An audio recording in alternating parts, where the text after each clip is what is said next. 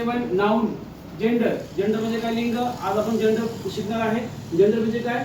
लिंग. तर there are 4 gender in English language. किती जेंडर आहेत?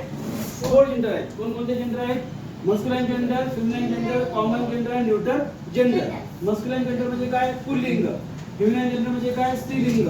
कॉमन जेंडर म्हणजे काय? सामान्य लिंग. आणि न्यूट्रल जेंडर म्हणजे काय? नपुंसक लिंग. ठीक आहे. आता आपण डेफिनेशन बघूया.